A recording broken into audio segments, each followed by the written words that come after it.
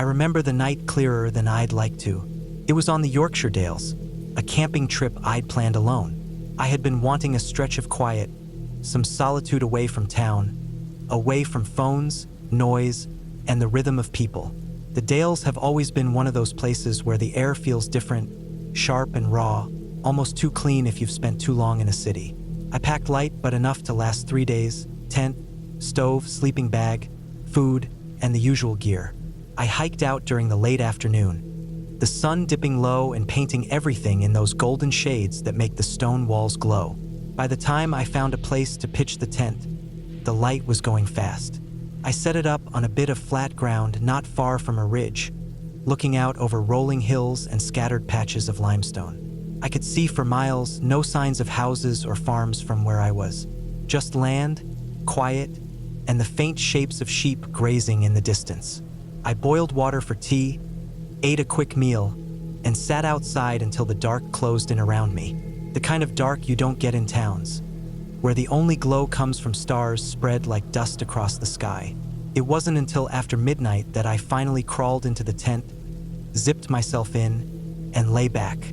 The air had turned colder, damp almost, and I pulled the sleeping bag tight around me. I drifted in and out of sleep, half waking to the odd shuffle of wind through the grass or the occasional bleat of a sheep somewhere far off. It wasn't anything unusual. The Dales are alive with sound if you pay attention. Then, at around 2 in the morning, something cut through the half-dream I was in. A noise, not the wind, not the random shift of the tent fabric. A very distinct scratching sound. Sharp, deliberate, close. It was so sudden and so different from the background noises that I snapped awake instantly. My heart thudded in my chest before my brain even had time to work out what it might be. I lay perfectly still, straining my ears. The scratching didn't stop. Carried on, steady at first, like something dragging against the ground right outside. Then it grew louder, like it was climbing or shifting against the side of the tent itself. I pushed myself up on my elbows, every nerve in me alive, trying to see in the pitch black. The tent was a simple 2-man dome, thin fabric that felt like nothing between me and whatever was outside. My breath went shallow. I could hear the fabric shifting.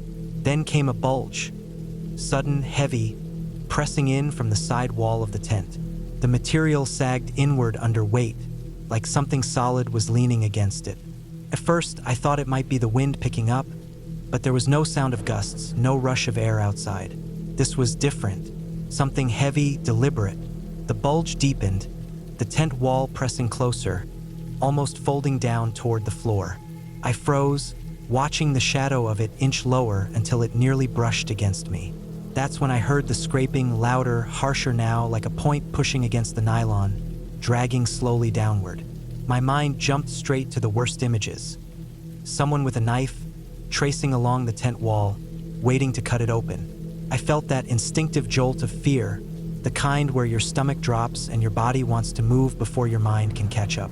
My hands fumbled with the zipper of my sleeping bag, and I forced myself upright, knees weak but ready to bolt. The scraping grew sharper, the point pressing so hard I thought it might rip through the fabric any second. The side of the tent swelled in, bending low until it almost touched the ground. Something solid and pointed pushed right against it, slow, heavy, unrelenting. I could barely breathe. The image in my head wouldn't go away. Someone crouching outside, some stranger, pressing a blade into the tent, toying with me before making a move. I'd read enough stories, heard enough warnings about camping alone in isolated spots. Every word of them pressed against my skull in that moment. I didn't think, couldn't, I just reacted. I leapt forward, unzipping the tent door in one frantic motion, yanking it open wide. Cold night air rushed in, and I braced myself for whatever I was about to face. Someone waiting, some shape standing over me, a figure with bad intentions. Instead, in the beam of my headlamp, there it was. Not a man, not a knife, a sheep. The stupid thing had collapsed half asleep right against the tent, its bulky body pressing into the nylon like a dead weight. Its head lolled sideways, eyes glassy in the light, its woolly flank still rising and falling in lazy breaths. The sharp point that had pressed into the tent was nothing more than one of its knees or maybe a horn scraping against the material. I stood there in the cold, heart still hammering so hard I could hear the blood in my ears. My chest rose and fell in uneven bursts, breath turning white in the torch beam. The sheep didn't even flinch at my sudden movement. It blinked once, then shifted slightly as if annoyed, and settled back down into the grass as though nothing in the world had disturbed it. Relief hit me all at once, but it came tangled with the lingering sting of adrenaline. I was shaking, my legs still weak from the certainty I'd had only seconds earlier that someone was outside, that I was in real danger. The sheep looked ridiculous lying there, like some overfed guard blocking my tent flap. The thought of how close I'd come to completely losing it over something so harmless made me want to laugh. But I couldn't. Not then. My body was still too wound up, nerves raw from the scare. I left the tent open for a while, just standing there in the still night, letting the cold air bite at me. The land stretched silent and endless in every direction. No lights, no movement, nothing human for miles. Just sheep, dotted like lumps of stone in the distance, some lying down, some standing half asleep. It was peaceful again, but that peace felt fragile, as though it had been broken once and might snap again at any second. Eventually, I eased back into the tent, careful not to disturb my woolly visitor still leaning against the side. I shifted my sleeping bag to the opposite end, putting as much distance between myself and the bulge in the fabric as I could. Sleep didn't come easy after that. Every rustle, every shuffle of fabric or faint scrape of hoof on stone set me on edge again. I lay awake until the faintest pale line of dawn began spreading across the hills. When the sun finally rose, I stepped out of the tent and looked properly at the scene. The sheep had wandered off, leaving behind a patch of flattened grass and a few clumps of wool snagged on the fabric. The side of the tent was stretched slightly out of shape where the weight had pressed it down all night. It looked harmless in the daylight, almost laughable compared to the way it had loomed in the dark. But I couldn't laugh. Not really. I knew how real the fear had been, how absolutely certain I'd been that someone dangerous was just outside. It showed me how thin the line is when you're out there alone. Nothing between you and the world but a sheet of nylon. The rest of the trip I stayed on edge. Even as I packed up and moved on, I couldn't shake the memory of that bulging wall, that scraping sound, the thought of a blade ready to cut through. The sheep had been harmless, yes, but the fear had been real. Real enough that my hands had shaken for an hour afterward. Real enough that I couldn't get back to sleep. Real enough that I caught myself scanning every ridge and every patch of shadow for movement. By the time I hiked back toward the village days later, I felt like I hadn't really rested once. I'd come for peace, for quiet, for solitude. Instead, I walked away with a memory of how quickly the dark can twist something simple into something terrifying. All it took was one sheep leaning too close. One sheep to remind me that when you're alone out there, your mind doesn't wait for explanations. It fills in the blanks with the worst thing it can imagine. And that night on the Dales, lying in a tent that suddenly felt like the thinnest barrier in the world, I learned just how convincing those worst thoughts can be. I remember that camping trip in vivid detail, not because it was fun or peaceful, but because of how uneasy and downright frightening it became. At the time, I had brushed off the strange little things that kept happening. But when I look back now, I realize how close I came to something I don't even want to imagine. It started as a solo trip, which already carried a certain risk. I had been doing solo hikes and camping outings for a couple of years, trying to challenge myself, trying to prove that I could handle the outdoors without needing anyone else. I wasn't careless. I packed the essentials: food sealed away in airtight containers, a good quality tent, water filtration gear, first aid, and a decent knife. I planned on a 2-night stay along a trail I had researched but never actually walked before. The trail was known for being quiet. That was the appeal. Not too far from civilization, but isolated enough that you didn't run into crowds of people. The first stretch of the hike was calm. Trees rose around me, tall and straight, their leaves filtering the sunlight so that the air stayed cool even in late morning. I liked that feeling, the mix of silence and small noises, bird calls, the crack of branches underfoot. the faint rustle of squirrels or chipmunks darting across the forest floor. I found a spot to set up camp before dusk, off the trail but not too deep into the trees. I picked a clearing near a cluster of boulders, figuring they would block some of the wind. The ground was soft with pine needles, and there were no signs of people using it recently.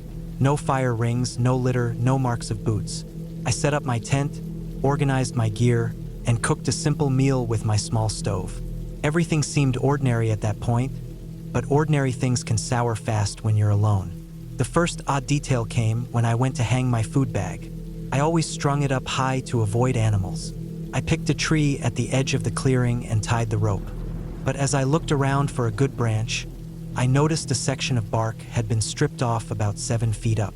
It wasn't scratch marks like a bear might leave, more like something or someone had peeled away a rectangle of bark deliberately. I stood there staring at it longer than I should have. It wasn't natural. The edges were sharp and flat, like cut with a blade. I told myself someone must have done it and left long ago, but the bark beneath looked fresh and pale, not weathered. That night, I lay in my tent listening to the woods settle. Usually I can sleep easily outside, but I kept waking up, aware of every sound. A branch cracked somewhere behind my tent. Leaves shifted with what sounded like footsteps, but too spaced out, too irregular to be an animal. The problem with being alone is that you second-guess everything. Every sound feels sharper, more meaningful. I kept still, telling myself not to overthink it. I didn't have a fire going, only my lantern, which I had turned off before lying down. I lay there in the dark, waiting for silence to return. By morning, I had convinced myself it was nothing. Sleep deprivation makes the mind spin. I shook it off and went for a day hike. The trail curved up toward a ridge where the trees thinned, and I could see across a valley. It should have felt freeing, but I kept glancing over my shoulder. I had that itch between my shoulder blades, the feeling that someone was behind me, though every time I turned, it was just trees. On the way back to camp, I noticed something disturbing. About 50 feet from my sight, in a spot I definitely would have noticed before, was a pile of stones stacked waist-high. Not a cairn, not the tidy marker hikers sometimes leave, but a rough column, unbalanced and ugly.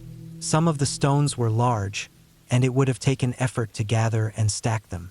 I walked around it slowly, trying to make sense of it. The dirt around the base was freshly disturbed, darker than the dry ground nearby. I didn't touch it, just stared at it long enough that I felt stupid, like I was letting fear grow in my head. When I got back to camp, I found something else that made my stomach twist. One of the boulders near my tent had a mark on it, thin and black, as if someone had drawn a line down the center with charcoal or burnt wood. I hadn't seen it the night before. I crouched to look at it closely. The line was jagged, not natural, definitely drawn by a hand. I stood up fast and scanned the trees, the whole clearing. Nothing moved, no sound but birds. That second night, I couldn't relax. I set my knife close to my sleeping bag and kept my boots inside the tent, laced loosely in case I needed to slip them on fast. I even checked the zipper on the tent door 3 times before lying down. The woods went quiet earlier than the night before, and the silence pressed in. I thought I heard slow movement, branches bending, a faint drag across the ground, but I told myself it could be deer. Still, I didn't sleep. I just lay there, eyes wide in the dark, my ears straining until they hurt. At some point, I heard something right outside my tent. It wasn't a step or a rustle, it was breathing. Not loud, but close. My body locked up. The air inside my tent felt tight and hot, and I could barely take shallow breaths. It lasted maybe half a minute, maybe less, but it stretched long enough that I thought I would pass out. When it stopped, I stayed frozen for another hour, not daring to move. By dawn, I was done. I hadn't planned on leaving so soon, but I couldn't spend another night there. I packed fast, skipping breakfast, my eyes darting to the tree line every few seconds. I didn't even untie the food bag, just cut the rope and stuffed it into my pack. As I turned to take down the tent, I noticed something that nearly made me drop everything and run. In the dirt at the edge of my clearing, there were footprints. Not boots, not shoes, bare feet. They were faint, but the toes and arches were clear enough to see. I hauled my pack onto my shoulders and started down the trail, walking fast, almost running, though my legs were heavy. I kept expecting to see someone step out onto the path ahead of me or catch a glimpse of movement behind me, but nothing came.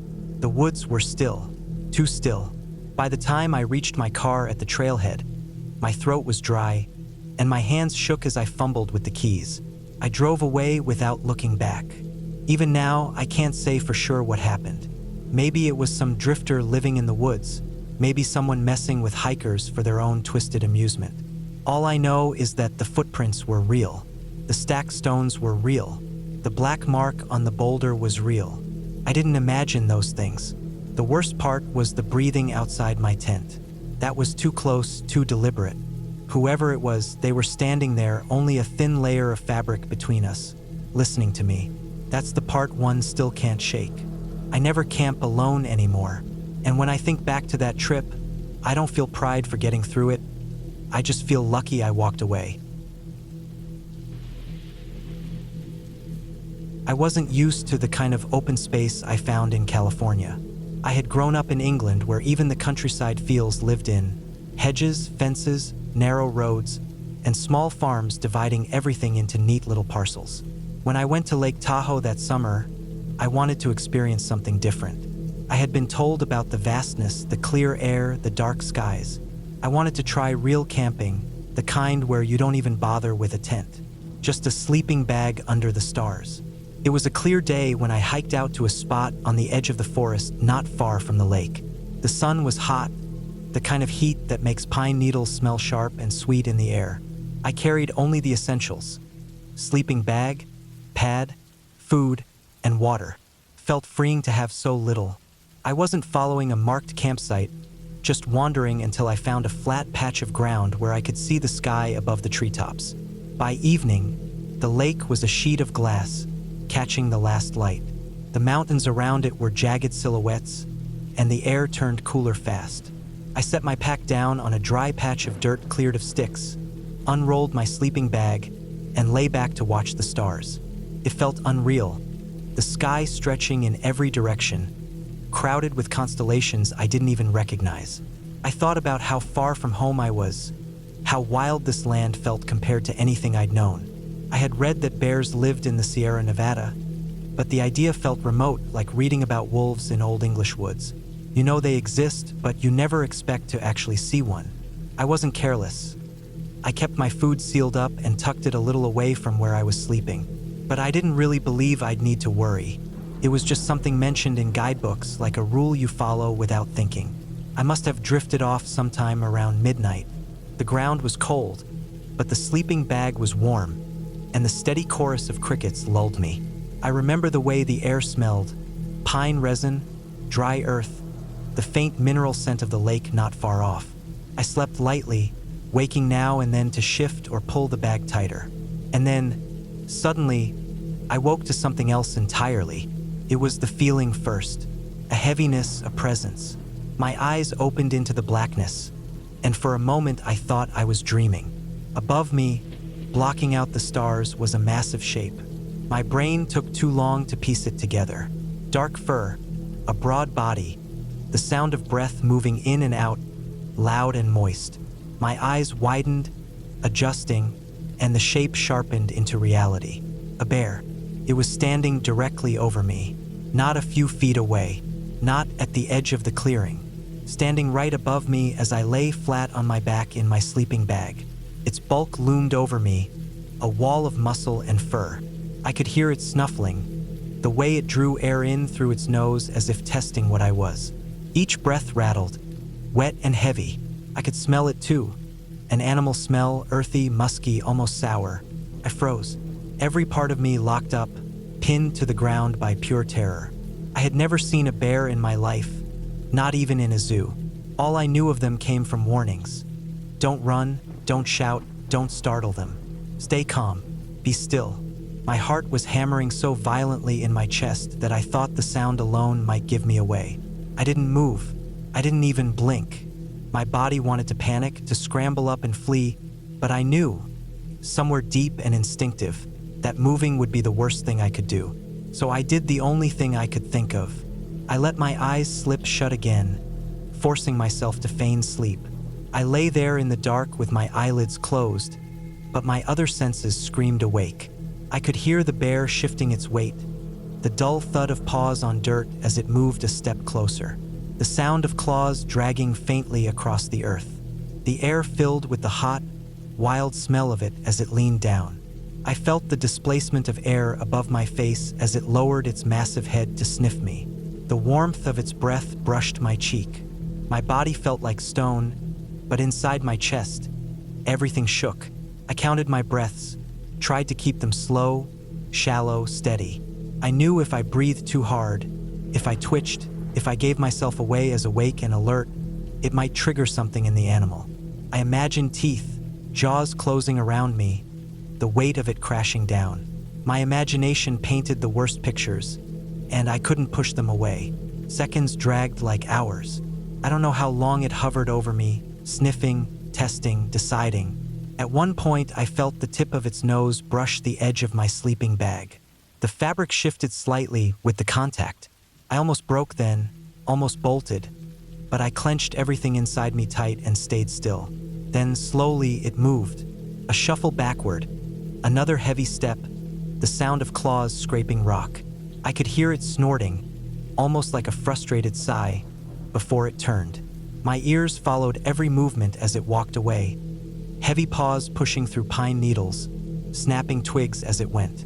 I didn't open my eyes, not until the sound had grown faint, swallowed by the night. When I finally dared to look, the stars were back above me, clear and cold. My whole body was shaking, my chest heaving as though I'd just run miles. Sweat clung to my back, even in the chill air. I pushed myself upright slowly, scanning the tree line, every shadow looking like the bear again. The clearing was empty, but the fear didn't leave. It lingered, crawling under my skin, keeping me raw and tense. I didn't sleep again. I sat there for hours, knees drawn to my chest, staring into the dark until the first faint streaks of dawn stretched across the sky. Every sound in the forest set me off. The crack of a branch, the rustle of leaves, the distant splash of water. Each one felt like it might be the bear coming back. When the sun finally rose, the world shifted. The same forest that had seemed so hostile in the night looked calm again. The lake glimmered, the trees swayed gently in the breeze. There were no signs of the bear, no tracks I could see on the ground near me, no trace of its presence but the memory stamped into me. I packed up in silence. My hands shook as I rolled the sleeping bag, the spot where I'd lain all night now looking like any other patch of dirt. Nothing about it showed what had happened. I kept glancing over my shoulder, scanning the trees, half expecting to see the bulk of the animal watching me from the shadows. When I finally hiked back toward the road, my body felt drained, hollowed out by the adrenaline that had kept me alive and still through the night. I had wanted adventure, something wild and free. What I got was a taste of how small I really was out there, how thin the line is between calm and terror when you sleep in a place where real predators still roam. The bear hadn't harmed me. It hadn't done anything but investigate, curious or indifferent. I'll never know. But that night taught me more about fear than anything else in my life. Real fear isn't screaming or running. It's lying still while every part of you wants to move. It's feeling the hot breath of something powerful enough to end you leaning over your face and knowing you can't do a thing but pretend to sleep. I made it out, unharmed, but I've never forgotten.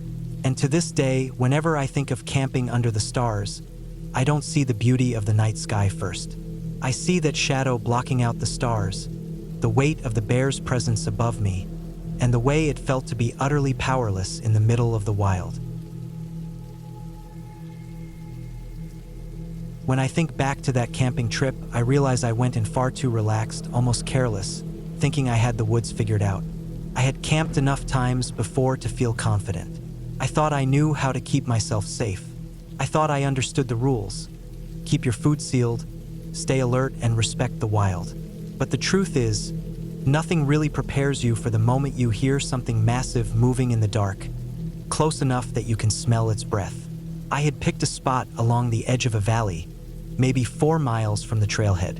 It was late summer, warm during the day but cooler at night. The forest was thick with pines, and the ground was padded with fallen needles that muffled my footsteps. I set up camp near a cluster of rocks, figuring the stones would block some wind and give me a little natural boundary. The clearing was small but open enough to pitch my tent without roots or rocks underneath. I remember the feeling of satisfaction after getting the tent up, stringing my food bag, and setting my small stove on a flat rock. I cooked rice and jerky mixed together, simple and filling. The smell was strong, and even as I ate, I knew I should have been more careful about cooking near camp. But I was tired from the hike and wanted something warm in my stomach before the sun went down. I washed everything as best I could, sealed the rest of my food, and hung the bag from a branch about 12 feet up and a few feet away from the trunk. It wasn't perfect, but it was good enough, or so I thought. The first sign of trouble came in the night. I had been lying in my tent for maybe 2 hours, not fully asleep, just drifting. I woke to the sound of branches snapping in a steady rhythm, not far away. It wasn't the quick rustling of a raccoon or the skitter of a deer. This was slower, heavier. Something big was moving through the woods. I held my breath, straining to hear. The sound of weight pressing down on dry needles grew closer, then paused. For a long moment there was silence, and I thought maybe whatever it was had gone the other way. But then I heard a deep huff, almost like a cough, followed by another slow step. That sound made my chest tighten immediately. I had heard it before, but only from a distance in daylight on another trip. It was the unmistakable exhale of a bear. I stayed still, barely even breathing. My knife was by my side, but it felt like nothing more than a toy in that moment. The tent fabric felt paper-thin, a useless barrier. The steps circled wide at first, then came closer, crunching through the undergrowth just beyond the clearing. Another huff, louder this time. I could hear the brush of fur against branches. I realized then that I hadn't hung my food bag far enough away. It was close enough that the bear could smell it from camp, maybe even close enough to see it swinging in the faint moonlight. My stomach turned with regret. The sound of claws scraping bark reached me next, and I knew it had found the bag. The rope strained, the branch creaked, and I heard the rough sound of the bear pulling and pawing at it. Each snap of a twig or grunt of effort outside made me press flatter against the ground. I thought the noise might last for hours, but then there was a sharp crack, followed by a thud. The bag had come down. The bear snorted and shifted its weight, tearing at the bag with strong breaths and loud crunches of plastic. I could smell it even inside the tent, the hot animal odor mixed with the sharp scent of sweat and dirt. My mouth went dry as I lay frozen, telling myself over and over not to move, not to make a sound. The bear was feet away, chewing and ripping through what had been my meals for the trip. Minutes stretched into what felt like an entire night. I counted each noise, each tear and crunch. When the ripping stopped, I thought maybe it would leave, but instead I heard sniffing closer to my tent. Heavy breaths circled me, so close that I could feel the vibration of its steps through the ground. The tent shifted slightly as if something brushed against it.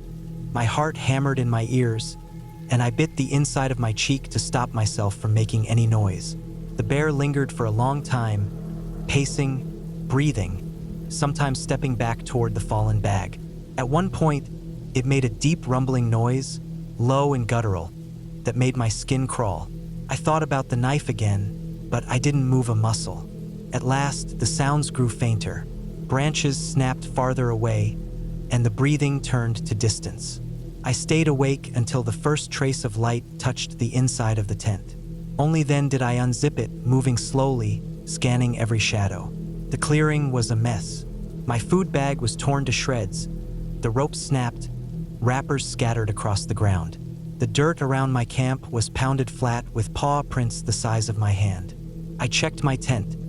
There was a faint smear along one side, like a streak of dirt or fur where the bear had brushed against it. I packed immediately, every motion stiff and tense. My stomach growled, but I had nothing left to eat. I shoved the broken pieces of my gear into my pack and didn't even bother cleaning the rest. My only thought was to get back to the trailhead before the bear decided to return. The hike out was long and slow, my nerves stretched thin. Every sound of the woods made me flinch.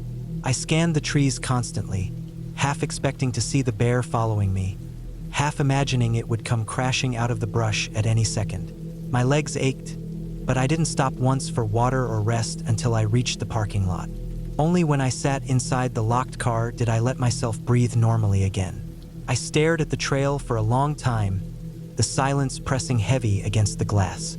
It struck me then how lucky I had been. I hadn't been mauled, hadn't been dragged from my tent, hadn't become one of those grim headlines about careless campers. But I knew I had come close, too close. The lesson was burned into me in a way no book or ranger talk ever could. Food had to be stored right every single time. Distance mattered. Smells mattered. Complacency could kill. That trip stripped away the easy confidence I had built up, and it left me with a respect for the wild that bordered on fear. I never forgot the sound of that breathing outside my tent. It wasn't loud or dramatic. It was steady, slow, patient. That was what unsettled me most. The bear hadn't rushed or growled or attacked. It had simply existed there, inches from me, while I lay helpless.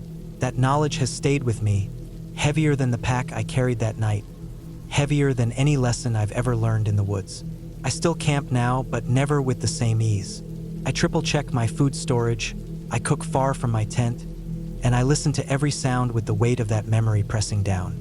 Because I know what it feels like when something bigger than you, something wild and unstoppable, decides to step into your world. And I know that if I ever forget that, I may not walk away next time. Camping trips with my family were usually simple, peaceful things. We would pick a site, unload the gear, and spend a couple of days away from noise and routine. That trip, though, was the only one that ever turned terrifying. I had thought the woods were safe. It wasn't some remote wilderness where we went. It was a designated camping area, clearly marked, with rules posted at the trailhead: no hunting, no firearms, stay on the trails. It felt like the kind of place where the worst danger might be mosquitoes or raccoons stealing your food. But what happened that night proved how fragile that sense of safety really was. We had set up camp in the late afternoon. The spot was a clearing close to a small creek, maybe half a mile from where we had parked. We carried in our tents, sleeping bags, food, and the usual supplies. My parents liked to keep things neat. Tent at the center, cooler under a tarp, folding chairs in a semicircle around the fire pit. The ground was flat and soft, with a carpet of pine needles that muffled our steps. We built a fire ring with stones, gathered wood, and settled in as the evening light turned gold through the trees. Dinner was easy. Hot dogs over the fire, marshmallows afterward. The air grew cooler as the sun dropped, and the sound of crickets and frogs rose from the creek. The whole place felt calm, secure, almost too ordinary to ever imagine anything going wrong. After eating, we sat around the fire, watching sparks rise into the dark. I remember feeling comfortable, safe in the presence of my family, the tent glowing faintly in the background from a lantern inside. It was later, when the fire had burned low and the woods had gone quiet again, that things changed. First, it was just a sound in the distance, a loud crack, sharp and echoing. It took me a second to register that it was a gunshot. Then another came, and another, each one cutting through the silence. They weren't far away.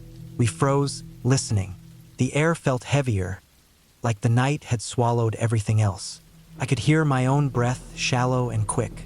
Another shot rang out, closer this time, followed by two more in quick succession. I felt a chill creep up my back.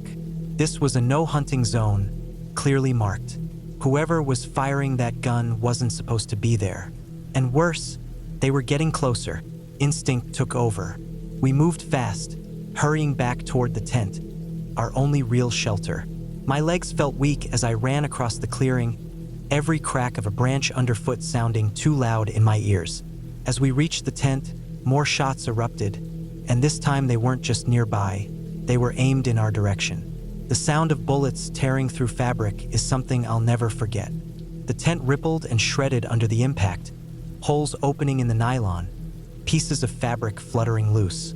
The noise was sharp and violent, louder than I could have imagined. I dropped low, instinctively pressing into the dirt, my heart slamming in my chest. The firelight flickered across the clearing, throwing shadows as more shots cracked through the night. It didn't make sense. We weren't on a firing range, we weren't in hunting territory. This was a marked family camping site. But there it was, our tent torn apart, gear inside punctured, shredded as if it meant nothing. When the gunfire stopped, silence came down hard. The ringing in my ears made the woods feel even emptier. Smoke from the fire drifted thin in the air, the only movement.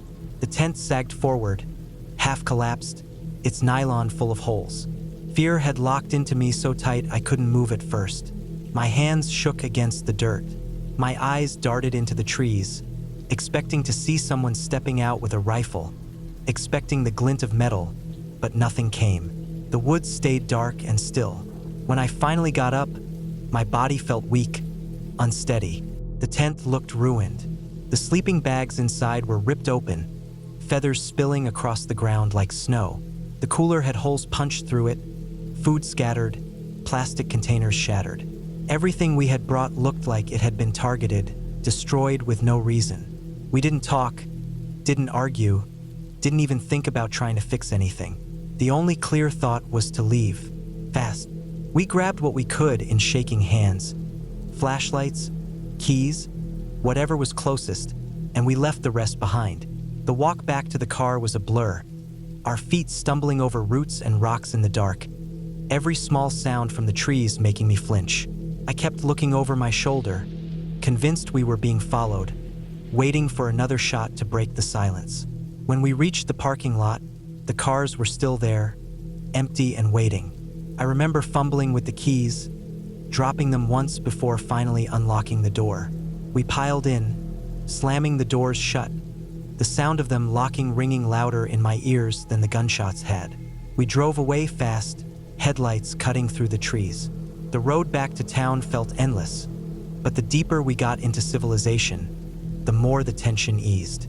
By the time we pulled into a lit gas station, the shock set in fully. My hands wouldn't stop shaking.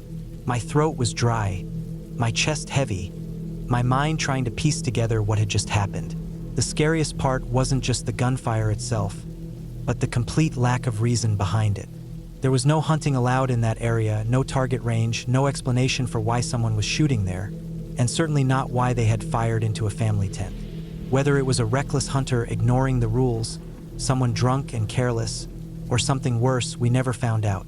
But the shredded tent, the destroyed gear, and the ringing memory of bullets ripping through the only thin barrier between us and the night, that was proof enough. It was real and it was dangerous. That trip ended any sense of comfort I had about camping. I realized then that the wilderness isn't always the danger. Sometimes it's the people who bring their own recklessness, their own threats, into places where you think you're safe. We never went back to that site.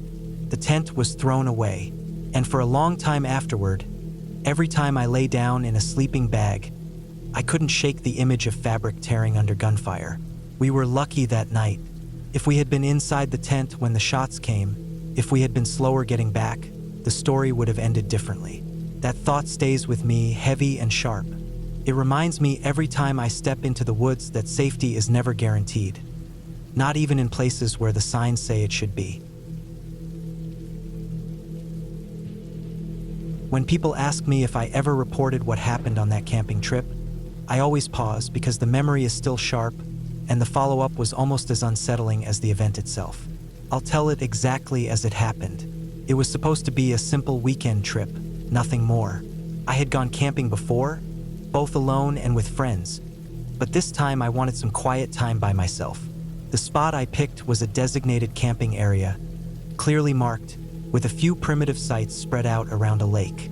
It was a no hunting zone, with big signs posted near the trailhead and along the road leading in. That made it feel safe. Families used the area, kids fished along the banks, and the ranger station wasn't too far away. The first night was uneventful. I got my tent set up near the tree line, overlooking the lake. The air was cool, the sky clear, and the water reflected the moon in broken silver ripples. I cooked a small meal on my stove, listened to crickets, and crawled into my sleeping bag before midnight. I drifted in and out of sleep to the sound of frogs and the occasional splash of fish in the lake.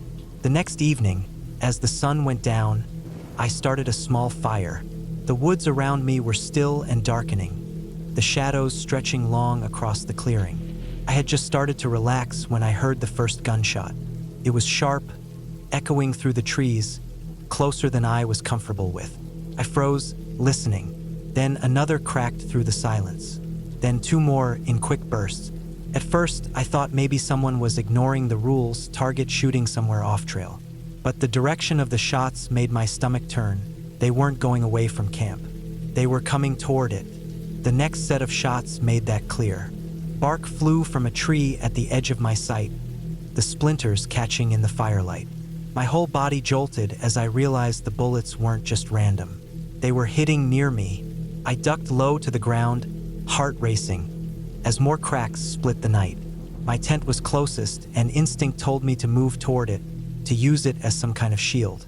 I scrambled low, dirt grinding into my palms, as shots tore through the fabric. The nylon snapped and ripped, collapsing in on itself. Feathers from my sleeping bag spilled into the clearing like a burst pillow. Each impact thudded too close, the sound so sharp it made my ears ring. I pressed flat against the ground, face down, the smell of damp earth filling my nose. My chest ached from holding my breath. I stayed there, waiting for the next burst, wondering if the shooter even knew I was a person or if they were firing blindly into camp for their own twisted amusement. The fire crackled faintly behind me, the only sound besides the pounding of my pulse. Then, as suddenly as it had started, the gunfire stopped. Silence dropped over the clearing, heavy and unnatural. I didn't move for several minutes, afraid that any motion would draw attention again. My back muscles ached from the tension, my jaw tight from clenching my teeth. When I finally dared to lift my head, the woods were still, no movement, no voices, no footsteps. Whoever had been shooting was gone. When I stood, my legs trembled so badly that I almost fell back down. The tent was ruined, shredded with holes, the poles bent at strange angles. My sleeping bag was torn open, my pack punctured and spilling gear. The cooler had dents and holes where bullets had punched through plastic. It was destruction without reason, careless or deliberate. I couldn't tell which was worse. I didn't stay long enough to figure it out. I grabbed what I could salvage, my flashlight, car keys, a water bottle, and left the rest. The half-mile walk back to the parking lot felt endless. Every sound in the woods made me jerk my head, expecting another crack of gunfire. My hands shook so badly that I dropped the flashlight twice. When I finally reached my car, I locked the doors as fast as I could and sat there breathing hard, the wheel slick under my palms.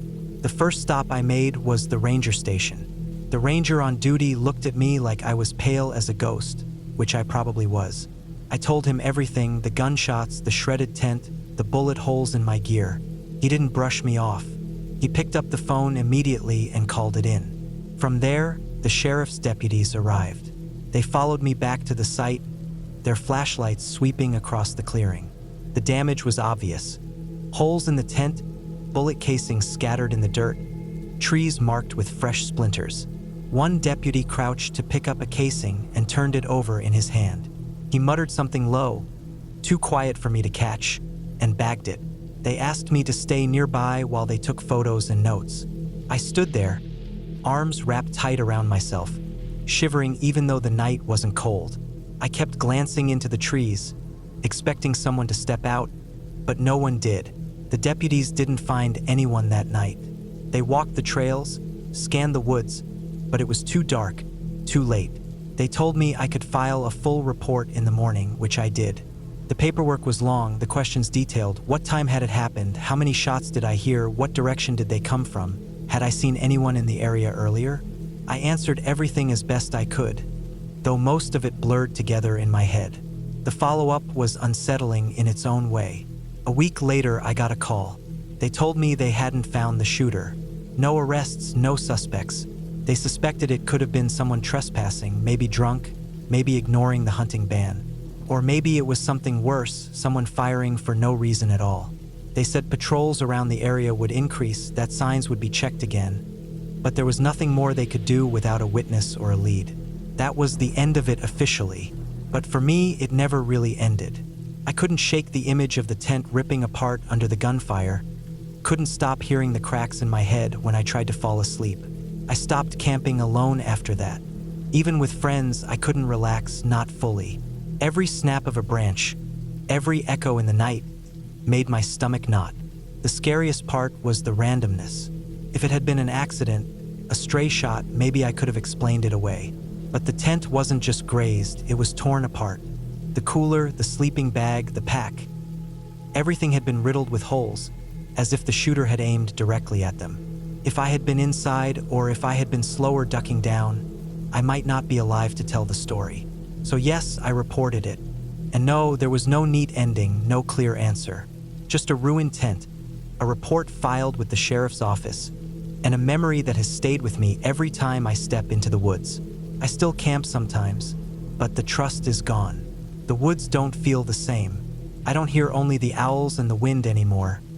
I hear the echo of gunfire that never should have been there, in a place that was supposed to be safe. I remember that camping trip so clearly, because even though time has passed, the fear I felt that night hasn't left me.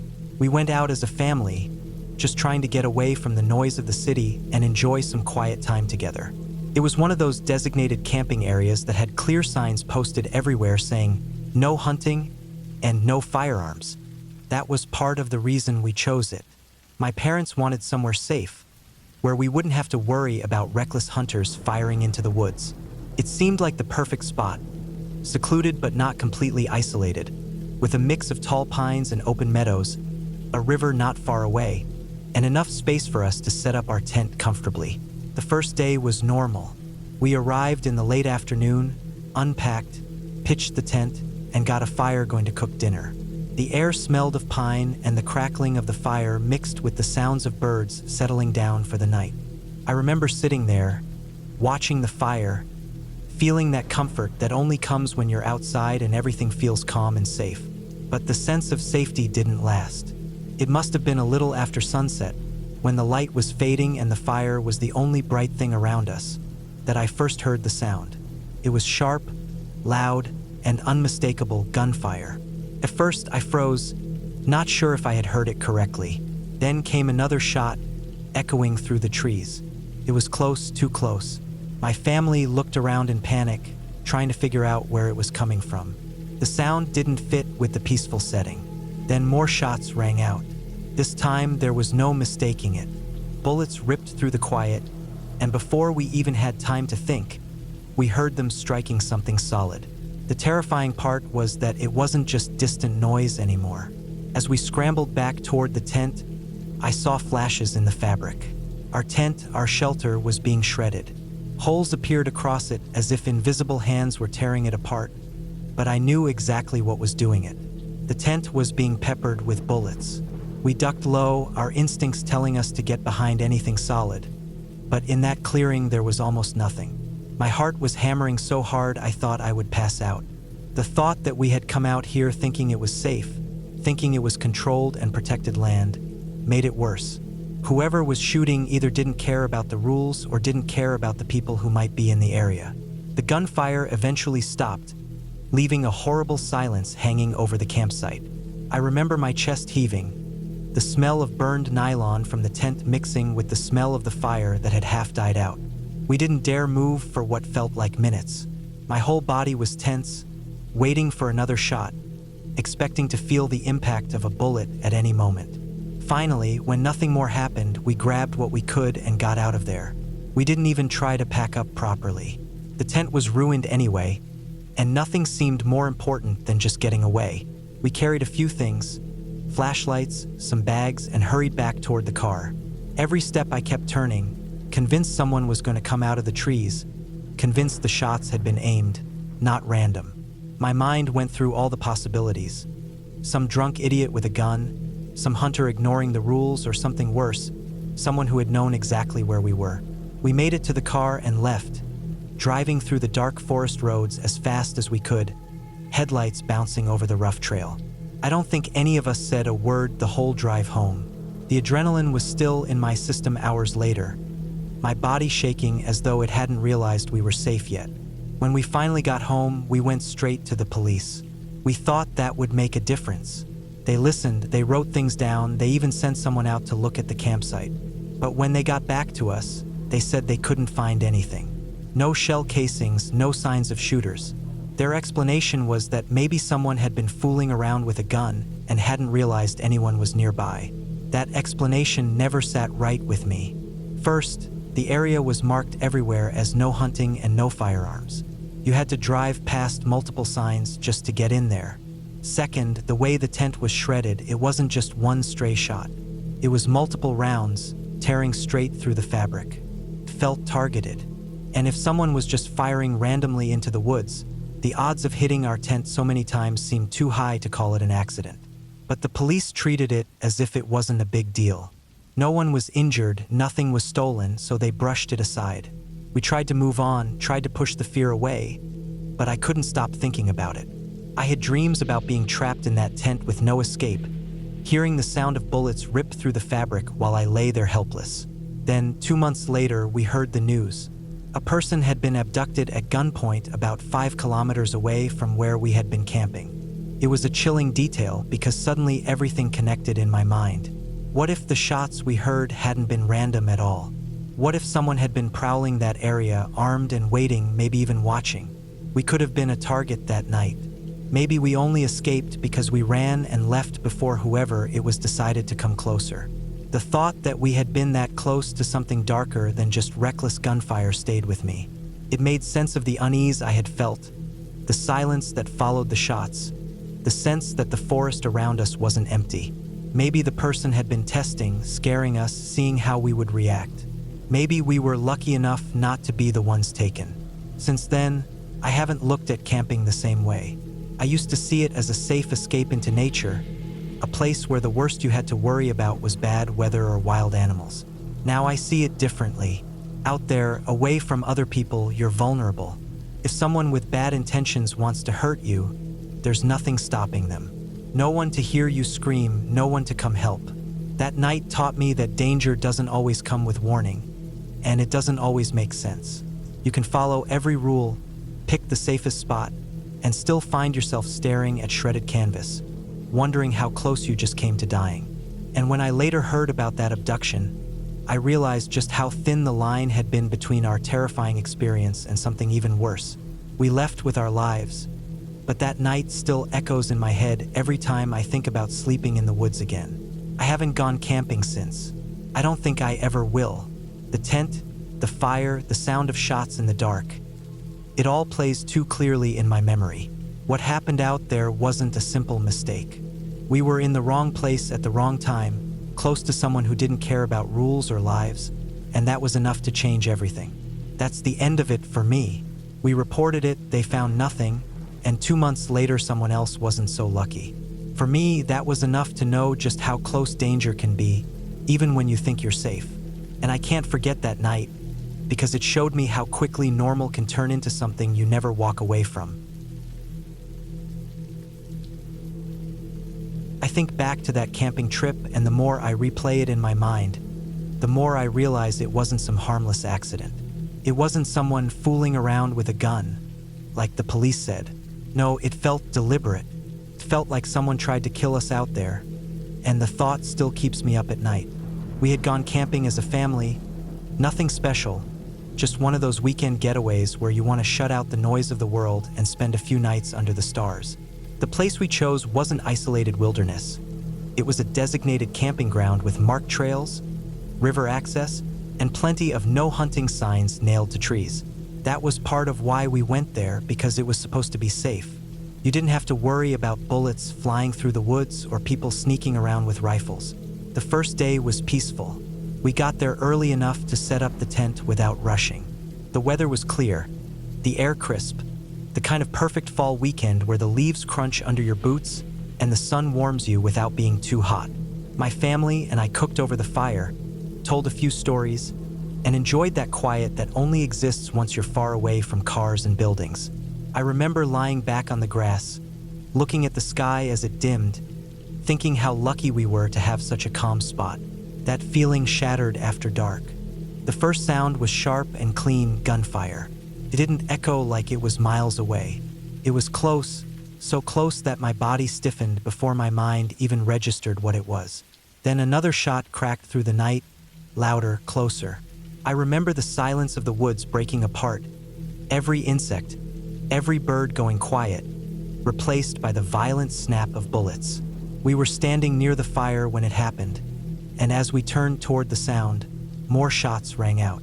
This time we knew exactly where they landed, our tent. The fabric lit up with holes, jerking and tearing as bullets ripped through it. It was like watching our shelter dissolve before our eyes. My chest tightened as instinct screamed to move, but there was nowhere safe to go.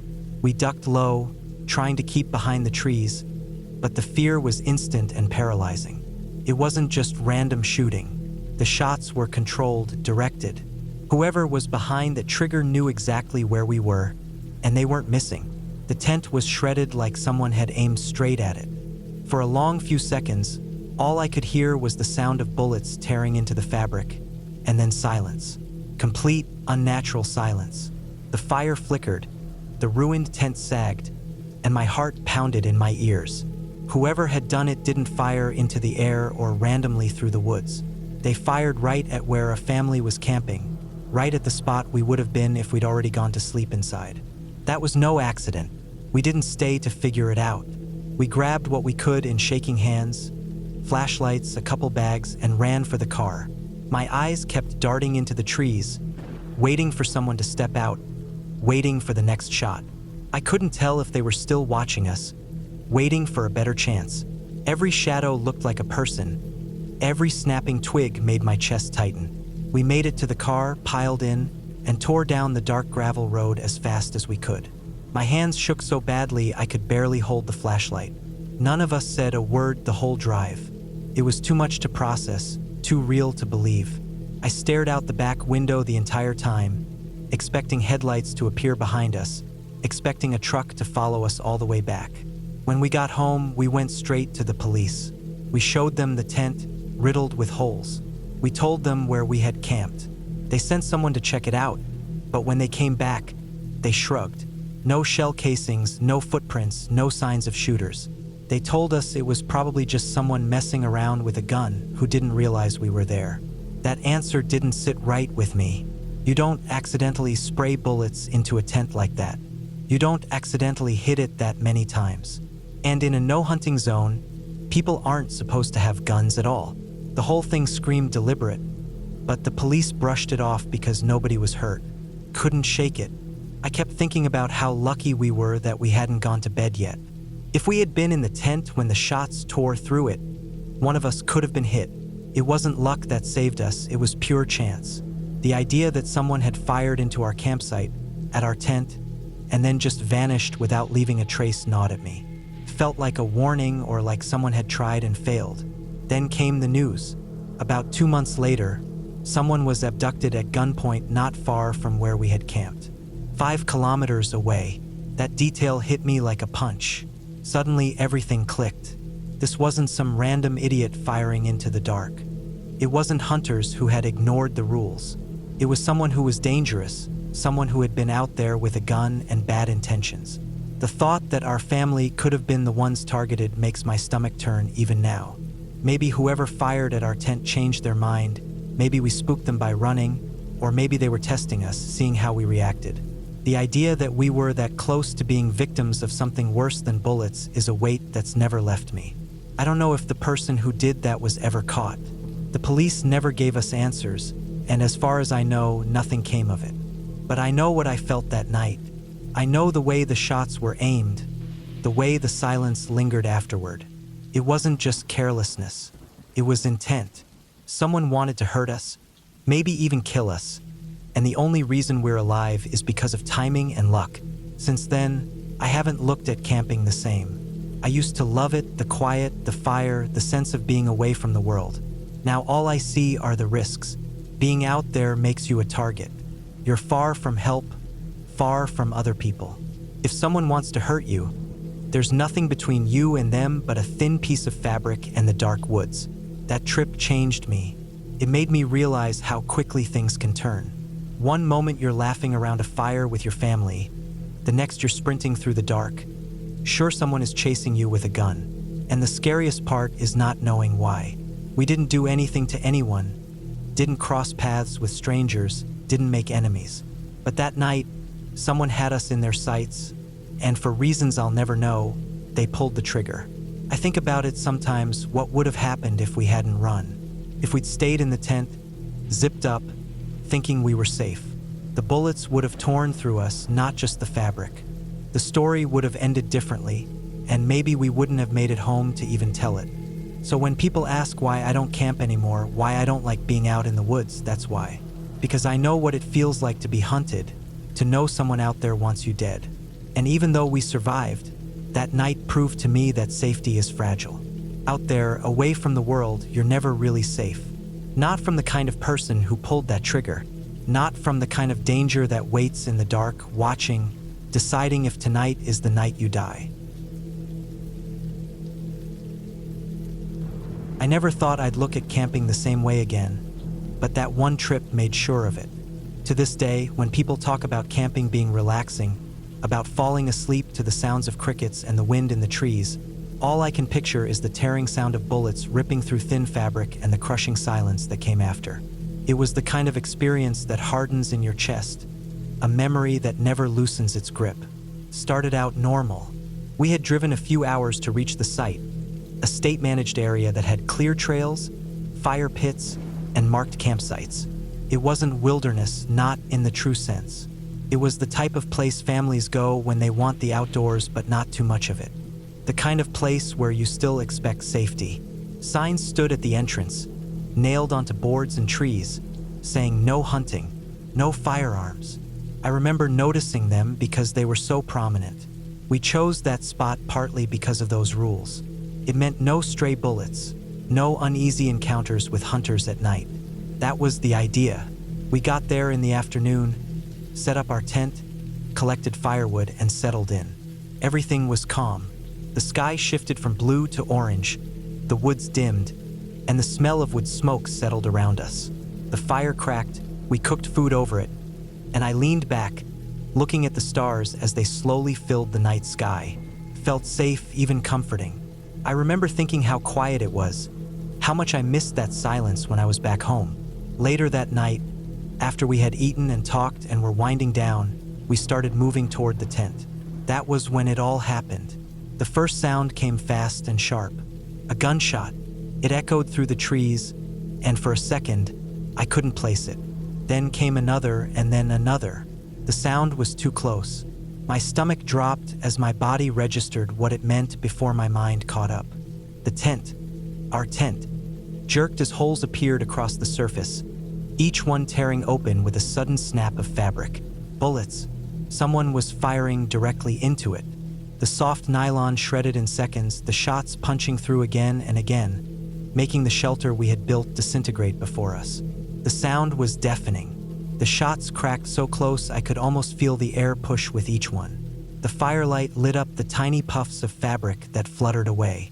I froze for a second, my legs refusing to work, because it wasn't random noise in the distance. It was controlled, directed, deliberate.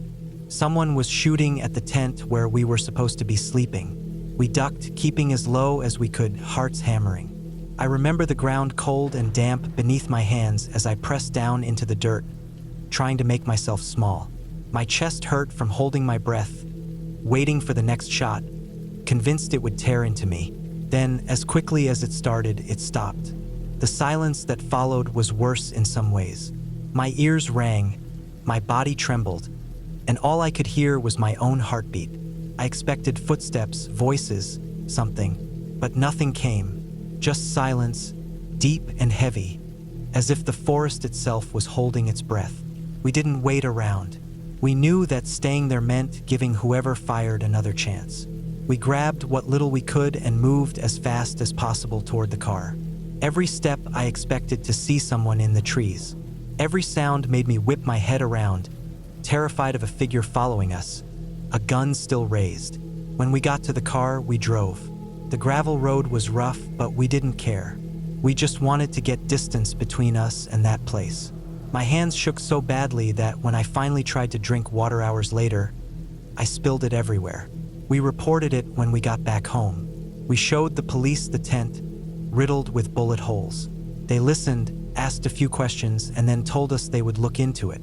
When they got back to us later, they said they couldn't find anything. No casings, no footprints, no evidence of shooters. Their explanation was that maybe someone had been fooling around with a gun, not realizing anyone was nearby. That explanation never made sense to me. Not then, not now. Who fires round after round into a tent for fun? And if it was random, why hit it so cleanly so many times? This wasn't just one stray shot. The holes were everywhere, as if someone had intentionally sprayed the tent. It was like they knew exactly where to aim, like they wanted to make sure no one inside survived. The thought that someone had done it for kicks was almost worse than imagining some targeted reason. To think that we might have just been unlucky enough to be the chosen target for someone's twisted idea of fun, that chilled me to the bone. For days after, I couldn't sleep properly. Every time I closed my eyes, I pictured the bullets tearing through thin nylon, pictured the dark silhouette of someone standing out there with a gun, watching, maybe even laughing as they fired. I thought about what would have happened if we'd already been asleep inside the tent. The bullets would have ripped straight through us. The only reason we were alive was timing. Pure, blind timing. What really gnawed at me was the silence after the shots stopped. Whoever it was didn't come closer, didn't say anything, didn't reveal themselves. They just disappeared back into the trees, leaving us to figure out what had happened. That made it feel even more intentional, like it was a game to them. Like they wanted to fire, cause chaos, and then vanish, satisfied with the fear they left behind. And maybe that's what it was. Maybe we were nothing more than entertainment for someone with a gun and no conscience. The thought makes me sick. I still remember looking at the shredded tent in daylight after we got home. It wasn't just a camping tent anymore. It looked like a warning, like a reminder of how fragile life really is. Thin fabric stood between us and death that night, and luck was the only reason we weren't lying in that forest, bleeding out in the dirt. I never went camping again after that. Every time I thought about going, I saw that moment. Bullets ripping through the fabric, the woods echoing with gunfire, the silence afterward. Out in the woods, you're vulnerable. No one can help you if someone decides to hurt you. The rules don't matter, the signs don't matter, and sometimes people don't need a reason. Sometimes they do it just for kicks. That's the part that still haunts me the most. It wasn't about who we were or what we did. It wasn't even personal. It was worse. We were just there, and that was enough.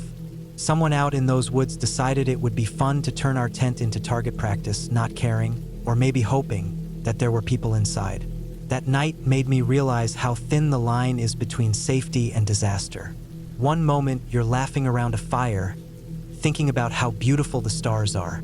The next, you're on your stomach in the dirt, praying a bullet doesn't find you. That kind of shift happens in seconds, and once you've lived through it, you can't ever forget it. So when people ask why I don't camp anymore, I tell them it's simple. Because I've seen what people are capable of, and I know that out there, in the dark woods, there's nothing stopping them. Not rules, not signs, not even the fact that you're just a family in a tent. And the truth is, once you know that, you can't sit around a fire in the woods without feeling eyes on you, without waiting for the sound of the next shot.